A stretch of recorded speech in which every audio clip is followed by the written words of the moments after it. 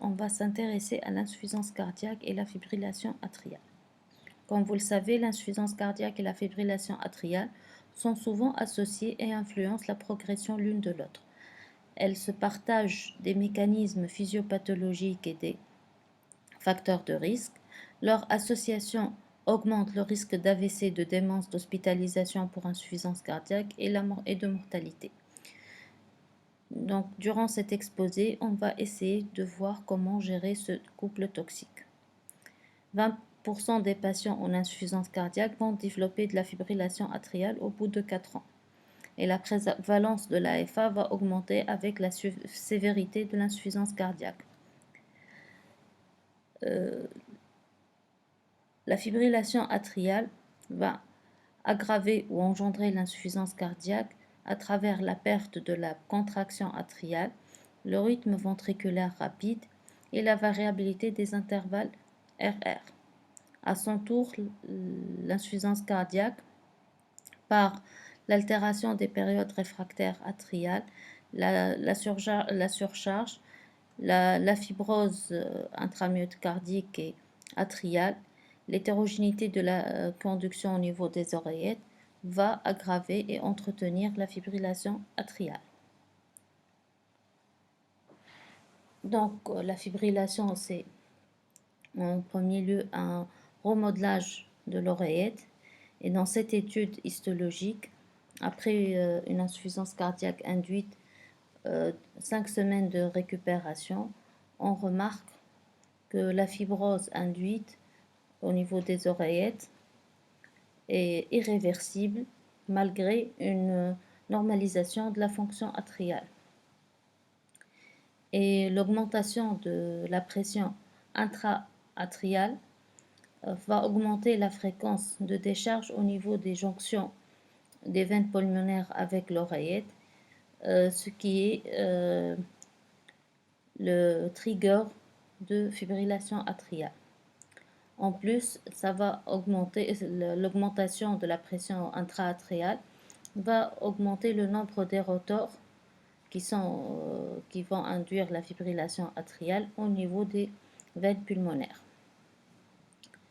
L'AFA a des conséquences hémodynamiques et l'irrégularité des rythmes des intervalles RR va altérer l'hémodynamique et ceci indépendamment de la fréquence cardiaque. En plus, les patients, durant leur suivi, lorsqu'ils développent une fibrillation atriale, on va voir une altération de la classe NYHA, une diminution de pic de consommation d'O2, une altération de l'index cardiaque et une aggravation de l'insuffisance mitrale. Donc, l'apparition d'une FA au cours de l'évolution de l'insuffisance cardiaque est un facteur indépendant de mauvais pronostics par rapport à la mortalité intra-hospitalière. Ainsi, la fibrillation et l'insuffisance cardiaque ont tendance à coexister, à partager des facteurs de prédisposition. L'une peut prédisposer directement à l'autre, et dans le cadre de l'insuffisance cardiaque, l'apparition de la fibrillation est un facteur prédictif de mauvais pronostic indépendamment de la fonction ventriculaire gauche.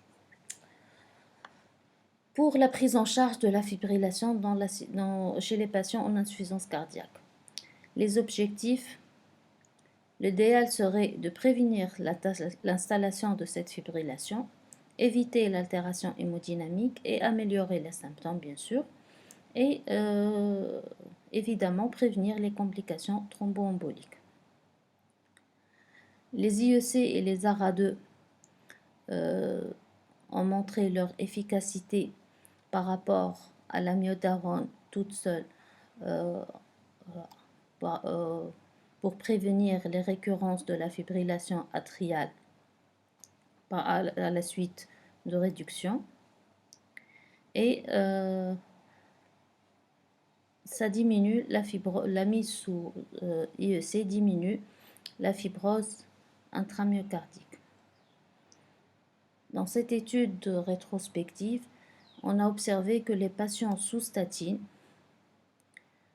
chez ces patients, le maintien du rythme sinusal après réduction est plus important.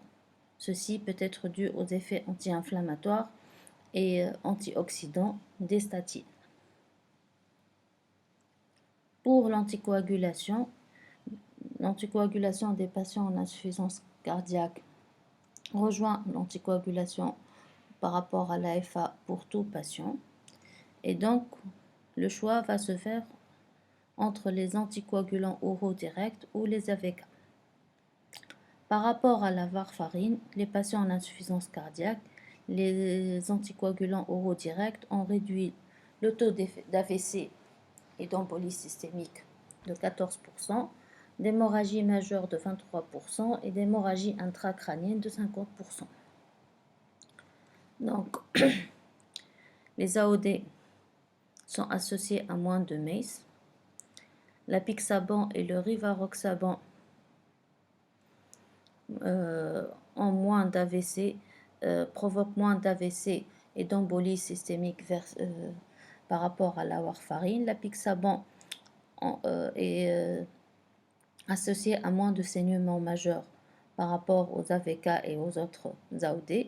Le dabigatran, avec le dabigatran, on observe plus d'AVC et d'embolie systémique, mais moins de saignements majeurs. La problématique contrôle du rythme ou contrôle de fréquence. Le contrôle de rythme va améliorer les symptômes, la capacité fonctionnelle et la survie. Mais le contrôle de fréquence, bien sûr, elle va améliorer les symptômes, mais on va éviter les effets indésirables des antiarythmiques et leurs effets proarythmogènes.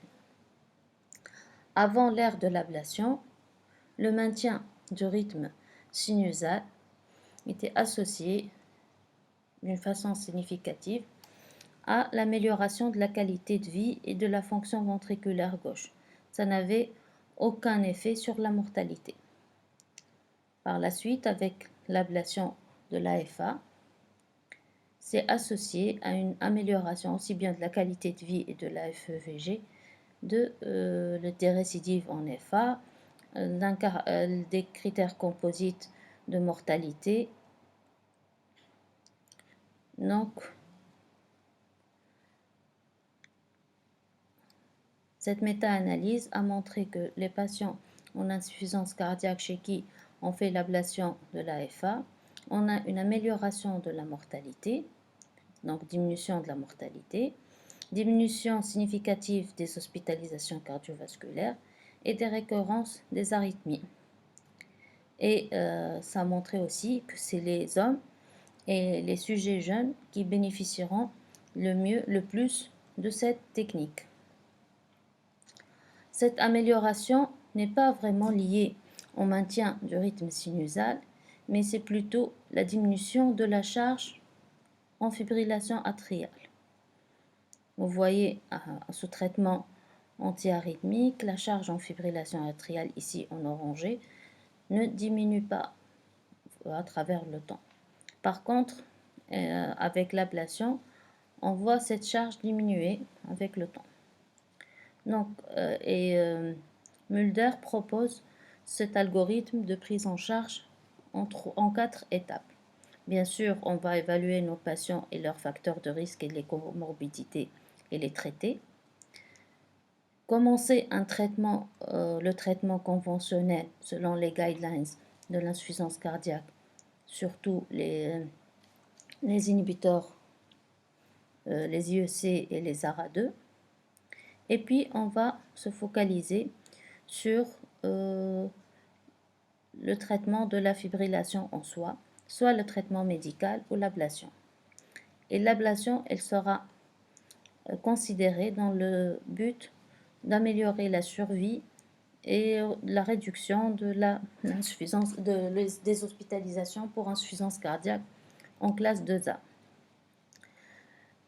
La seule molécule qu'on peut utiliser pour l'insuffisance cardiaque à FE réduite pour maintenir le rythme sinusal, c'est l'amiodarone. Et bien sûr, l'ablation par cathéter, ou l'ablation de l'AFA, elle est indiquée en classe AA si on est devant une cardiomyopathie dilatée rythmique. Sinon, elle est indiquée en classe 2A ou en classe AA pour dans les suites d'échecs de traitement médical. Ce dernier papier de l'American Heart Association, ils se sont basés sur pratiquement les mêmes études que les précédents et ils ont montré que l'ablation, elle améliore, elle diminue plutôt les récurrences de fibrillation atriale, elle diminue les hospitalisations, elle améliore la FEVG et elle diminue la mortalité. Et il propose cet algorithme. Donc, on doit suivre bien sûr les guidelines par rapport au traitement de l'insuffisance cardiaque, améliorer le style de vie et modifier les facteurs de risque, le traitement anticoagulant selon le score Schatz-Vask. On commence par ralentir le patient par le traitement médical ou la cardioversion si c'est nécessaire. Et puis, on va évaluer la nécessité d'une ablation pour contrôler le rythme. Les critères de bons répondeurs ou les patients qui vont mieux bénéficier de cette technique, bien sûr, si c'est une cardiomyopathie rythmique, les insuffisances cardiaques qui ne sont pas très évoluées, c'est-à-dire classe 1 ou classe 2, pas de scar au niveau de l'IRM cardiaque, une fibrose atriale, pas de fibrose atriale ou une fibrose modérée, l'AFA quand elle est paroxystique ou au début de la persistance, et les patients les plus jeunes sans comorbidité. Donc, on va leur proposer l'ablation. Si ça réussit, donc, le patient est suivi à la recherche de récurrence. Sinon, si on échoue, soit on refait l'ablation et on ajoute du traitement antiarythmique.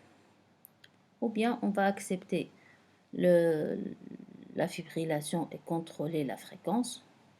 S'il y a une indication à la CRT ou à l'échec du traitement médical pour ralentir le patient, on va proposer l'ablation d'une EAV avec l'implantation d'une CRT. Bien sûr, ici pour les Américains, on peut utiliser soit l'amiodarone, soit le dofétilide. Les Canadiens, eux aussi, ils proposent leur algorithme de prise en charge. Il est un peu plus détaillé et l'ablation n'est pas de première intention. Elle n'est pas proposée de première intention. Cette problématique n'est pas encore résolue et il y a des essais en cours pour mieux répondre à certaines questions.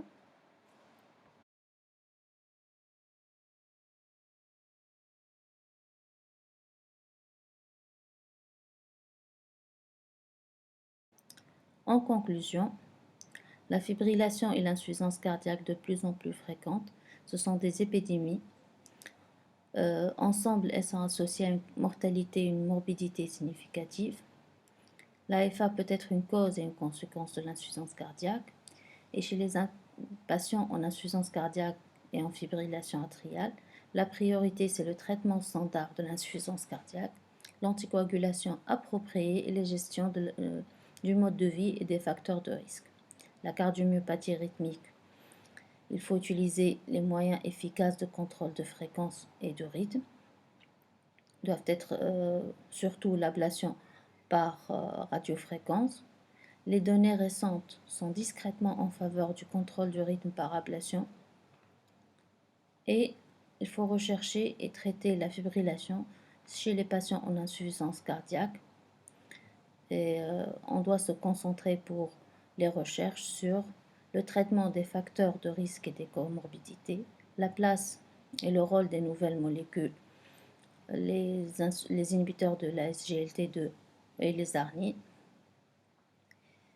et les critères. On doit déterminer les critères pour améliorer la sélection des patients susceptibles de bénéficier de l'ablation. Et bien sûr, améliorer l'efficacité de l'ablation. Je vous remercie pour votre attention.